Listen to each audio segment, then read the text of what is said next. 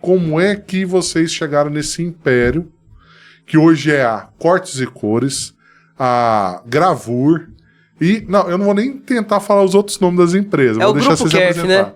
Isso. Cara, é o seguinte, então eu falo em nome do Grupo Kerf. O Grupo Kerf é um grupo de empresas, até parece ser uma coisa gigante, mas vai se tornar. A gente tá... É um projeto bem embrionário, que começa com meu pai.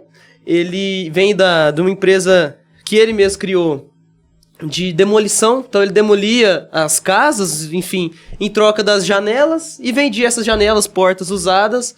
E isso foi crescendo, o negócio foi crescendo muito. Inclusive hoje é onde está construindo um hotel ali na João Naves. A última empresa era gigantesca, 5 mil metros disso. Daí essa empresa teve que fechar, o cara pediu o terreno e iniciou a Cortes e Cores. Que loucura, mano. Eu não imaginava que era... Que ele mexia com essa parte de demolição. Começou bem pequeno, quando ele veio de Tiutaba. Aí foi num cômodo bem pequeno, foi crescendo com esse ramo. E se tornou muito grande, até que precisou fechar de uma vez, assim. E surgiu a Cortes e Cores. Hoje além da Cortes e Cores, eu sei que tem muitas coisas que a gente vê aqui em Uberlândia, não só em Uberlândia região, que a gente passa pela rua e vê e nem sabe que tem o dedinho de vocês lá, né? É verdade, isso é um grande desafio de todo mundo, inclusive o seu, é tornar a empresa conhecida, porque às vezes a pessoa sabe o que ela quer, só que ela não sabe quem que vai executar. E na minha área, na nossa área aqui, é praticamente só eu que consigo executar o projeto dessa pessoa, inclusive, principalmente em aço, como nessas peças aqui.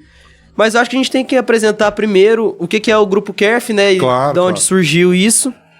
Enfim, de onde surgiu. O Grupo Kerf é sustentado pela empresa mãe, que é a Cortes e Cores. Cortes e Cores. Corte de hoje é corte a laser e cores por causa da pintura eletrostática, da pintura líquida, dos outros serviços que a gente oferece. Enfim, mas é um nome brasileiro, né? Não é um nome, aqueles nomes gringo que o pessoal coloca, muito difícil. Enfim, surgiu porque meu pai, principalmente, né? Eu não tava aqui. É um cara muito antenado com essa questão de design. A gente sempre viajou muito pra fora, então a gente sabe o que acontece no mundo. Então, ele conheceu o corte térmico, que na época era corte a plasma, né, dessas grandes indústrias, faz estrutura metálica, enfim, eles precisam fazer essas furações nessas peças grossas, sempre precisaram. Então, a solução que existia era o corte térmico. Só que ninguém nunca tinha pensado no Brasil em fazer o corte térmico usado para decoração. Daí surgiu a ideia, inclusive é uma ideia da Austrália, o pessoal da Austrália, algumas empresas de lá que faziam essas peças de decoração. Enfim, aí começou a adquirir a primeira máquina de plasma, que na época foi muito cara, hoje em dia é muito barato, né, hoje em dia popularizou, mas na época foi muito caro. O barato é bem relativo. Enfim. Vai de acordo com cada bolso. Vai, mas com 100 mil hoje você compra uma máquina de plasma com uma mesa inteira. Pessoal, para vocês entenderem por que ele tá falando que é barato, depois vocês vão ver o último investimento, né, a novidade, pra vocês entenderem por que ele tá falando que é barato. Porque a gente tá falando de algo que é industrial, né? E tudo que é industrial tem o seu valor. Isso, produção em larga escala. Daí surgiu. A gente fomos os primeiros, inclusive foi o grande desafio, a gente ensinar o cliente a comprar os nossos produtos. Porque é uma coisa que não existe. Uma coisa que não existe no mercado. Então, como é que a pessoa vai comprar de mim, se ela não sabe o que existe? Então, esse foi o primeiro grande desafio. Daí as tecnologias avançam muito rápido, né? Principalmente dessa questão de corte. E a gente foi adquirindo as máquinas cada vez mais tecnológicas. E esse desafio vocês tinham equipamento... E agora vocês precisavam encontrar o cliente. Como que vocês solucionaram esse desafio? Eu acho que... Desculpa te interromper. Mas eu acho que o grande desafio é esse. Ensinar o cliente a entender o que a gente fabrica.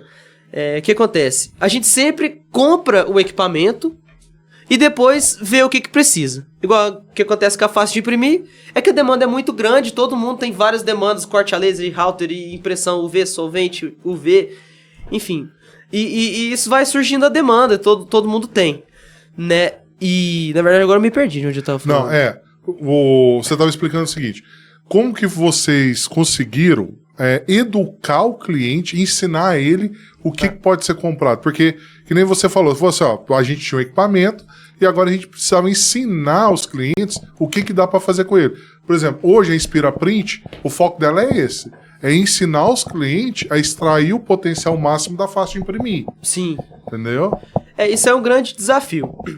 Na verdade, fazendo as peças próprias e divulgando de pouquinho em pouquinho, porque é uma coisa que realmente nunca existiu. Um painel metálico, você pega uma chapa de aço, faz uma decoração, um corte a laser, tipo assim, e vira uma peça de decoração. Nunca existiu isso. Então a gente precisa produzir as peças. A gente tem uma loja de móveis grande, inclusive ali na João Naves, em frente à Mercedes, tudo perto da região da Fácil ali. E as primeiras peças foram sendo expostas ali na loja, e a gente tem muito contato com arquiteto, com pessoas dessa área de decoração, e foi surgindo as demandas. A gente fazia muita peça de decoração e a gente levava, o ponto principal é esse. A gente tem uma coleção muito grande de peças feitas no corte a laser, peças decorativas de parede, de balcão, enfim. E a gente levava para as feiras em São Paulo, igual tem a Inspira Print, né? A Futura Print. Future Print, exato. Em São Paulo tem várias feiras, todo final de semana, em todos os pavilhões tem uma feira diferente. E existem feiras grandes de decoração, tipo a ABUP, a Bimad, a Becasa. E nós fomos expositores por muito tempo e por muitos anos seguidos, com a nossa linha de produto próprio, nessas feiras de São Paulo. Então, daí que foi surgindo, na verdade. Entendi. E aí que foi surgindo. A gente sempre foi fornecedor para lojista.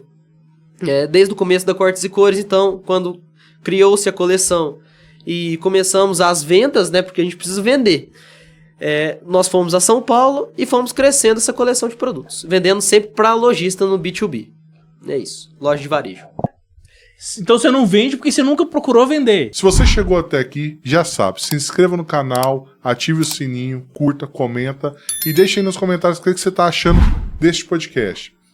Este podcast está sendo patrocinado pela PlastReal, é uma empresa gigante, tem a filial aqui em Uberlândia e ela trabalha com plástico de engenharia. Além disso, ela atende a comunicação visual com acrílico, ACM, PVC expandido, mídias. Então, cara, você está precisando de insumo para comunicação visual, pode chamar lá na PlastReal que eles têm o produto ideal.